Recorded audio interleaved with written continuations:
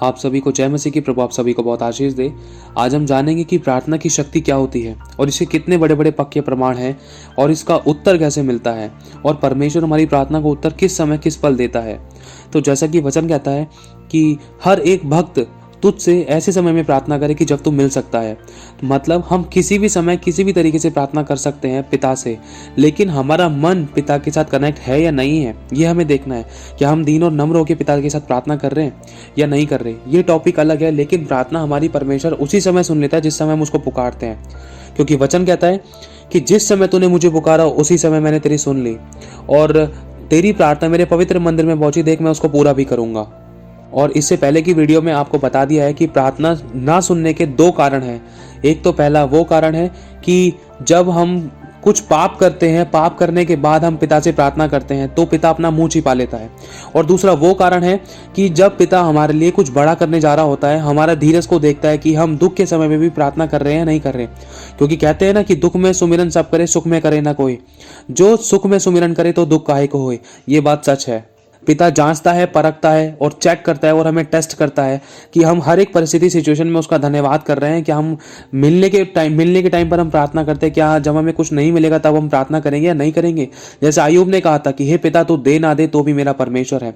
परमेश्वर ने उसकी प्रार्थना का उत्तर बहुत लेट दिया था, बहुत बाद में दिया था, लेकिन परमेश्वर ने उसको उसकी प्रार्थना का उत्तर दिया और शैतान उसके सामने से चला गया। क्यों शैतान को शर्मिंदा क्यों होना पड़ा? क्यों? क्योंकि परमेश्वर के सामने वो दीन और नम्र था और परमेश्वर का भय मानने वाला था।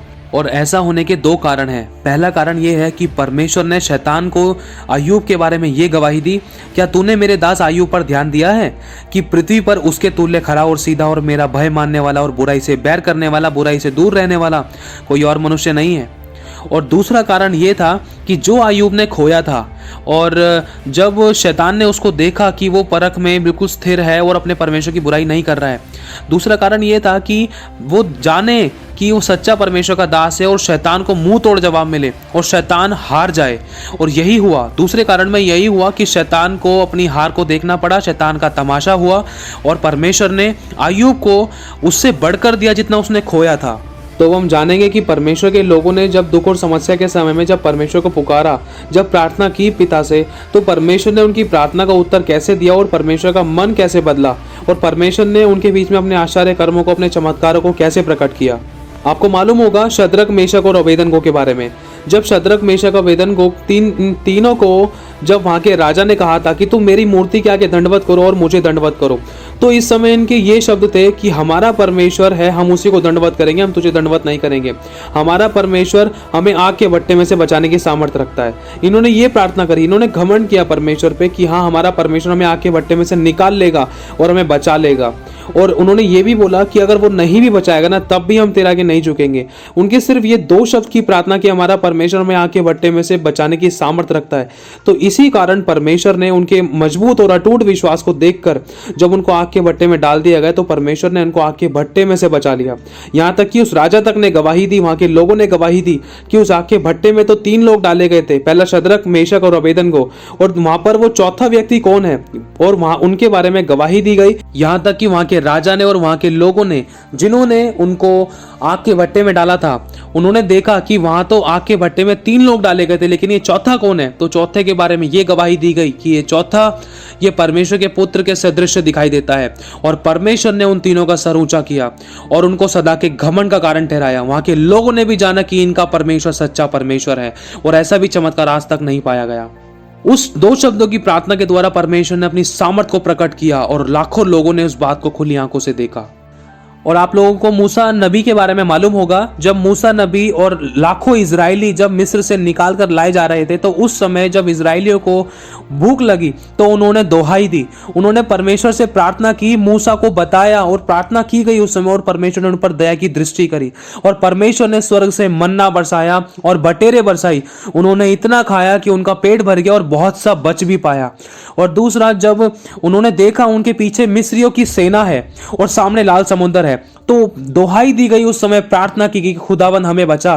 तो खुदा ने उनका रास्ते को साफ किया और समुद्र को 2 भाग किया, उनको लाल समुद्र में से पार कराया और जो मिस्र की सेना उनके पीछे आ रही थी वो लाल समुद्र में डूब गई। और तीसरा, जब मूसा के लोगों ने दोहाई दी कि उनको प्यास लग रही है, उनके पास पानी नहीं था पीने के लिए। और परमेश्वर की कानों में जब ये दोहाई पहुंची तो परमेश्वर ने मूसा से बात की। तो उस समय परमेश्वर ने उस समय मूसा के द्वारा लाठी चट्टान में मरवाकर पानी निकलवाया। तो परमेश्वर ने इतना बड़ा चमत्कार किया जो आज तक नहीं पाया जाता। क्यों? प्रार्थना के द्वारा परमेश्वर ने उन पर अनुग्रह किया और उन लोगों ने परमेश्वर की दोहाई दी। और परमेश्वर ने उनके कपड़े भी पुराने नहीं होने दिए, परमेश्वर ने उनके जूते भी फटने नहीं दिए। और प्रार्थना के द्वारा परमेश्वर अपने आश्चर्य कर्म को प्रकट किया जो आज तक नहीं देखे जाते। ये होती है प्रार्थना की शक्ति, जिसके द्वारा इतिहास रचा गया जो आज तक हम पढ़ते हैं। इतने बड़े बड़े चमत्कार जो परमेश्वर ने अपने लोगों के बीच में किए। और आपको मालूम होगा जब दानियेल नबी को शेरों की मान में डाल दिया गया था उस राजा के द्वारा, वहां के कुछ लोगों के द्वारा, तो उस समय दानियेल नबी ने परमेश्वर से प्रार्थना की। तो परमेश्वर ने उसकी प्रार्थना को सुनकर उसी समय उत्तर दिया। उस भूखे शेरों की मान में दानियेल नबी को बचाने के लिए अपने एक स्वर्गदूत को भेजा और उस स्वर्गदूत ने उन शेरों का मुंह बंद कर दिया। और खुदावन ने हर एक उस आवाज को जो दानियेल नबी के विरोध में उठती थी, उस आवाज को, उस शब्द को, उस जुबान को बंद कर डाला। और वहां के राजा ने भी दोहाई दी कि दानियेल तू जीवित है, तेरा परमेश्वर सच्चा परमेश्वर है, उसने तुझे जीवित रखा है। और परमेश्वर ने दानियेल नबी को शेरों की मान में बचा लिया और दानियेल नबी को सदा के घमंड का कारण ठहराया। वहां के लोग जान पाए कि इसका परमेश्वर ही सच्चा परमेश्वर है, उसका नाम सेनाओं का यहोवा है। और आपने एलिया नबी के बारे में सुना होगा, पढ़ा होगा और जाना भी होगा। तो एक तरफ एलिया नबी थे, दूसरी तरफ बाल के पुजारी थे। बाल के पुजारियों ने एक वेदी बनाई, उस वेदी पर भेंट रखी। भेंट रखने के बाद उन्होंने अपने देवता की दोहाई दी, चिल्ला चिल्ला कर उन्होंने आराधना और प्रार्थना की, उसकी महिमा की। लेकिन उनकी दोहाइयों को किसी ने नहीं सुना और ना ही उनकी भेंट को किसी ने स्वीकार किया और ना ही उनकी वेदी पर आग गिरी। और बाल के पुजारी थक थक कर चूर हो गए, यहां तक कि अपने आप को उन्होंने बर्छियों से, छुरियों से मारना शुरू कर दिया। और दूसरी तरफ जब एलिया ने वेदी बनाई, वेदी बनाने के बाद जब उसने लकड़ी तैयार करी, लकड़ी के ऊपर भेंट रखा, भेंट के ऊपर पानी डाला और चारों तरफ पत्थर लगाए, कई अच्छे तरीके से वो वेदी बनाई गई, उसके ऊपर पानी डाला गया। जब एलिया नबी ने प्रार्थना की तो उस समय खुदावन ने प्रार्थना का तुरंत उत्तर दिया। और प्रार्थना के साथ साथ परमेश्वर ने अपने आश्चर्य कर्म को प्रकट किया, स्वर्ग से आग गिराकर भेंट को स्वीकार किया। पहला भेंट को स्वीकार किया, दूसरा लकड़ी को स्वीकार किया, तीसरा पानी को भी खत्म कर दिया, चौथा पत्थर तक को भी वहां पर भस्म कर दिया, यहां तक कि धूली को भी नहीं छोड़ा।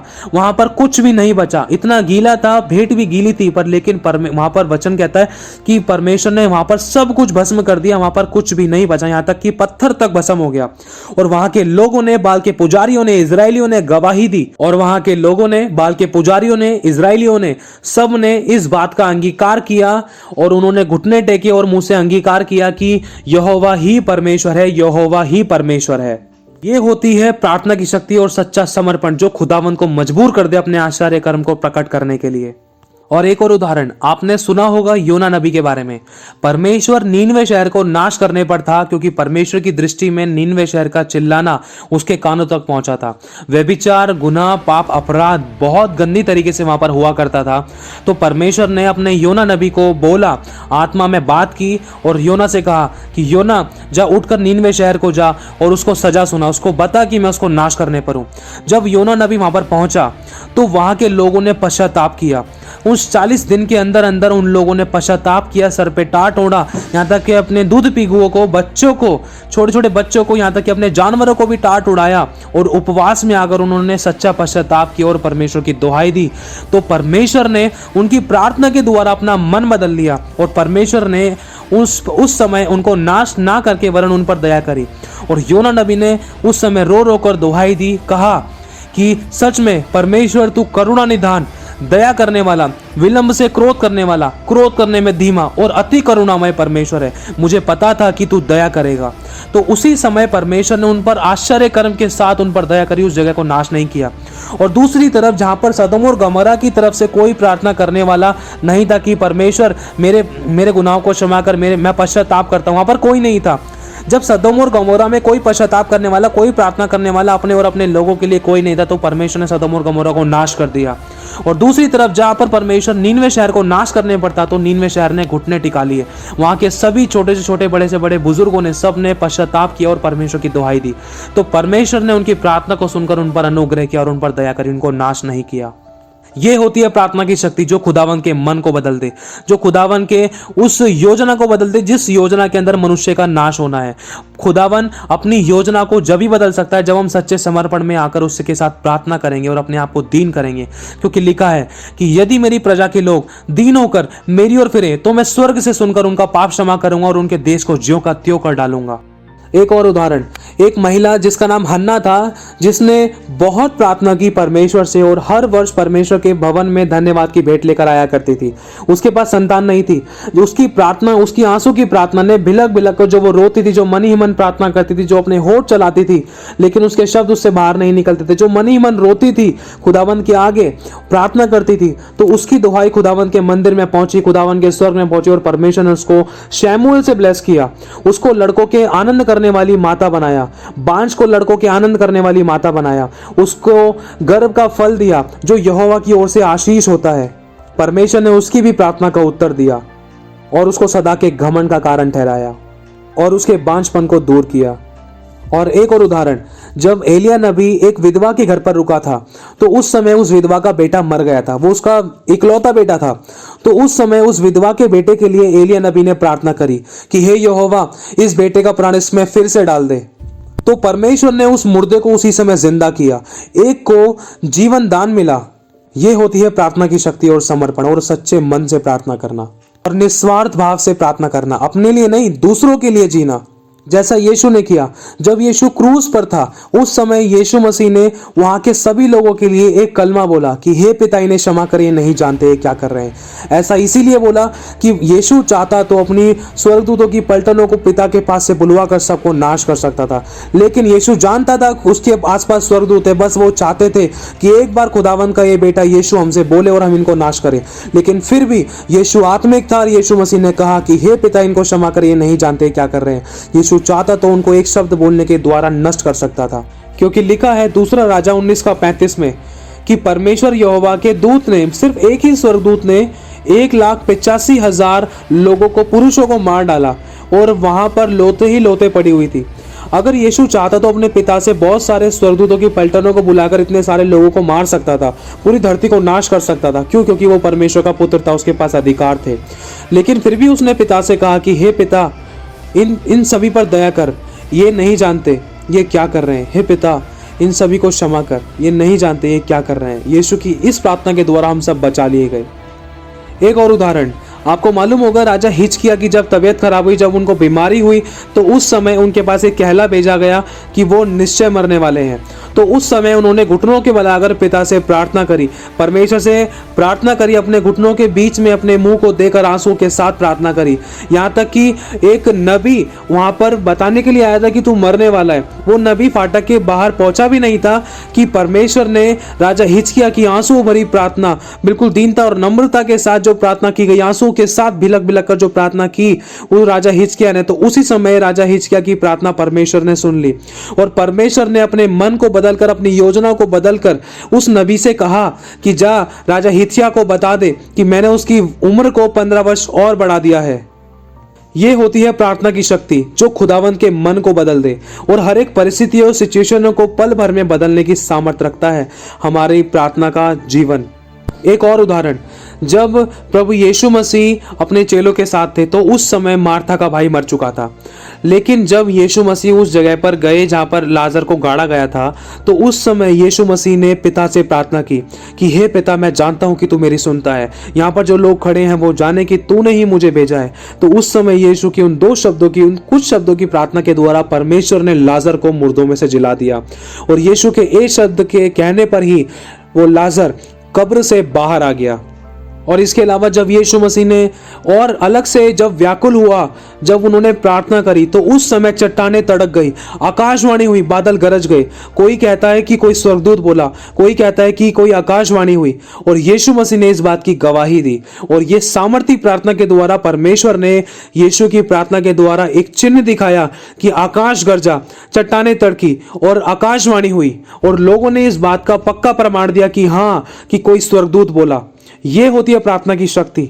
इसके अलावा जब यीशु मसीह जब पहाड़ी उपदेश दे रहे थे, उस समय वहां पर 5,000 से ज्यादा लोग थे, उनको खाना खिलाना था। उस समय सिर्फ 5 रोटी और 2 मछलियां ही थी।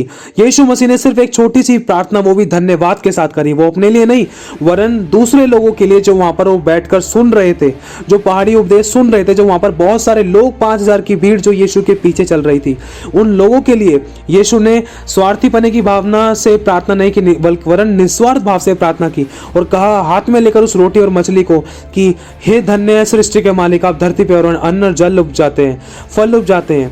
धन्यवाद किया। सिर्फ वो 2 शब्द की प्रार्थना के द्वारा उन 5,000 लोगों को खुदावंद ने खाना खिलाया। उस प्रार्थना के द्वारा भूखों को भोजन मिला। प्रार्थना के द्वारा यीशु मसीह ने जब प्रार्थना की तो मुर्दों को जिंदा किया गया। जब यीशु मसीह ने प्रार्थना की तो खुदावंद ने अपने आश्चर्य कर्मों को प्रकट किया। एक और उदाहरण, जब सुलेमान राजा ने परमेश्वर से प्रार्थना की तो परमेश्वर ने सुलेमान राजा को बुद्धि दी और उसी बुद्धि के साथ साथ परमेश्वर ने सुलेमान राजा को बहुत आयत से धन, महिमा और बहुत आयत से आशीषित किया। वो आशीषें, वो धन और महिमा, वो ब्लेसिंग्स, वो बुद्धि आज तक किसी के पास नहीं है। ये होती है प्रार्थना की शक्ति। और सुलेमान ने जो बुद्धि मांगी थी, सुलेमान ने वो बुद्धि अपने लिए नहीं वरन परमेश्वर की प्रजा का न्याय करने के लिए मांगी थी। और खुदा ने उसको बुद्धि तो दी ही, वरन उसको बुद्धि से बढ़कर धन, महिमा और ब्लेसिंग्स और दी, भरकर दी और बढ़कर दी। यहाँ तक कि लोग हैरान हो गए उसकी आशीष और उसकी बरकतों को देखकर। तो बस आपसे अब इतना कहना चाहता हूँ कि कभी भी अपनी प्रार्थना पर शक मत कीजिए। खुदावंद आपकी एक एक शब्दों की प्रार्थना को सुनता है। उसका वचन कहता है, मनुष्य तो भारी रूप देखता है लेकिन यहोवा की आंखें मन पर लगी हैं। परमेश्वर मन को तौलता है, परमेश्वर मनों को जांचता है। वो आपकी हृदय की सच्चाई से प्रसन्न होता है, चाहे आपके शब्द कुछ भी हो। वो आपके होठों को भी देखता है और आपके मन को भी देखता है और आपके चाल चलन पर भी ध्यान करता है। जैसे एक मनुष्य चींटियों के झुंड को देखता है ना, उसी प्रकार खुदावन हमारे मनों को देखता है, हमारे जीवन को देखता है, हमारे चाल चलन को देखता है। बस निस्वार्थ भाव से प्रार्थना कीजिए। सुबह भी बो, शाम भी बो, दोपहर भी बो, रात भी बो। न जाने कौन सा बीज तेरा फल ले आए, लेकिन वो बो जो खुदावंत की इच्छा में है, जो खुदा की आज्ञा के अनुसार है, जिसमें सबकी भलाई है। और जो परमेश्वर से प्रेम करते हैं उनके लिए सारी बातें मिलकर भलाई ही को उत्पन्न करती है। यदि तेरी प्रार्थना का उत्तर आज तक नहीं मिला है तो धीरज धर, ढांढस बांध, क्योंकि परमेश्वर ने संसार को जीत लिया है। इस बात का ध्यान रख, उसने तेरी प्रार्थना सुन ली है और तेरी प्रार्थना उसके पवित्र मंदिर में पहुंची और वो उसको पूरा भी करेगा। वो तुझे वो नहीं देगा जो तुझे अच्छा लगता है, वो तुझे वो देगा जो तेरे लिए अच्छा होता है। बस आखिरी बात इतना कहना चाहूँगा, अपनी प्रार्थना पर बिल्कुल भी शक मत करें। आपकी प्रार्थना मुर्दों को जिला सकती है, आपकी प्रार्थना अंधों को आँख दे सकती है, आपकी प्रार्थना लंगड़ों को चला सकती है, गूंगों को जुबान दे सकती है, बहरों को कान दे सकती है। आपकी प्रार्थना कोमा के व्यक्ति को चंगा कर सकती है, आपकी प्रार्थना टूटे हुए रिश्ते को जोड़ सकती है, आपकी प्रार्थना एक बिगेस्ट फेलियर को एक अच्छा सक्सेसफुल पर्सन बना सकती है। आपकी प्रार्थना जो गिर चुका है उसको उठा सकती है, आपकी प्रार्थना टूटे रिश्ते को जोड़ सकती है, आपकी प्रार्थना कोर्ट केसेस को खत्म कर सकती है, आपकी प्रार्थना आपको एक अच्छा इंसान बना सकती है। आपकी प्रार्थना के द्वारा आपका जीवन और सामने वाले का जीवन बदल सकता है। आपकी प्रार्थना के द्वारा जिसके मन टूटे और पिसे हैं, जो कंगाल है, परमेश्वर आपकी प्रार्थना के द्वारा उन लोगों को शांति और चंगाई और मन की दीनता, नम्रता और प्रेम से ब्लेस कर सकता है, उनको धनी बना सकता है। आपकी प्रार्थना के द्वारा परमेश्वर भारत बदल सकता है। आपकी प्रार्थना के द्वारा आपका घर, आपका परिवार, आपके माँ बाप बदल सकते हैं। आपकी प्रार्थना के द्वारा आपकी अभिलाषा, आपकी बुराइयां, आपके गुनाह, पाप, अपराध क्षमा किए जा सकते हैं और आपकी प्रार्थना के द्वारा सब कुछ बदल सकता है। आपकी प्रार्थना के द्वारा खुदावन सब कुछ नया कर सकता है। आपकी प्रार्थना के द्वारा आपकी नौकरी, बिजनेस में परमेश्वर नया काम कर सकता है। आपकी प्रार्थना के द्वारा खुदावन दूसरों के आंसू को पोंछ सकता है और टूटे रिश्ते को जोड़ सकता है। आपकी प्रार्थना के द्वारा परमेश्वर भूखों को तृप्त कर सकता है, रोटी, कपड़ा, मकान दे सकता है। जिनके पास नौकरी, बिजनेस नहीं है उनको नौकरी, बिजनेस दे सकता है। आपकी प्रार्थना के द्वारा लोग यीशु को अपना उद्धारकर्ता ग्रहण कर सकते हैं। आपकी प्रार्थना के द्वारा खुदावन वो कर सकता है जो आपने कभी जिंदगी में नहीं सोचा, क्योंकि उसका वचन कहता है, जो तूने कभी नहीं देखा, जो तेरी आंखों ने नहीं देखा, जो तेरे मन के चित्त में नहीं समाया, परमेश्वर अपने से प्रेम करने वालों के लिए वो करता है। आपकी प्रार्थना के द्वारा मनुष्य की हर एक मुर्दा परिस्थिति जीवित हो सकती है। आपकी प्रार्थना के द्वारा चाहे डॉक्टर कुछ भी कह रहा है, परमेश्वर आपकी प्रार्थना के द्वारा हर प्रकार के बीमारियों को, हर प्रकार के रोगियों को चंगा कर सकता है। आपकी प्रार्थना के द्वारा जो नाउमीद है, परमेश्वर आपकी उम्मीद को जगा सकता है। आपकी प्रार्थना के द्वारा परमेश्वर बच्चे की आशीष दे सकता है। आपकी प्रार्थना के द्वारा परमेश्वर आश्चर्य कर्म और बड़े बड़े काम करने की सामर्थ्य रखता है। सिर्फ और सिर्फ आपकी प्रार्थना और आपकी प्रार्थना, वो भी निस्वार्थ भाव से, वो भी खुदा की इच्छा के अनुसार होगी, तो ही आपकी प्रार्थना खुदावन के पवित्र मंदिर में पहुंचेगी। खुदावन आपकी मांगने से और सोचों से कहीं ज्यादा बढ़कर करेगा। उसका वचन कहता है, मैं फिर से कहता हूं कि तू सुबह भी बो, सांझ भी बो, दोपहर भी बो, रात भी बो, ना जाने कौन सा बीज तेरा फल ले आए। वो कहता है कि तू मुझसे मांग, मैं तेरी सुनूंगा। तू मुझसे प्रार्थना कर, मैं तेरी प्रार्थना को सुनकर उत्तर दूंगा, और तेरे मांगने से ही पहले मैं तेरी सुन लूंगा, और तुझे मैं पूरी रीति से निर्भय करके तुझे मैं हियाब दूंगा, और मैं तेरे साथ रहूंगा। मैं कहता हूं कि मत डर, मत घबरा, ढांढस बांध, मैं तेरे साथ हूं।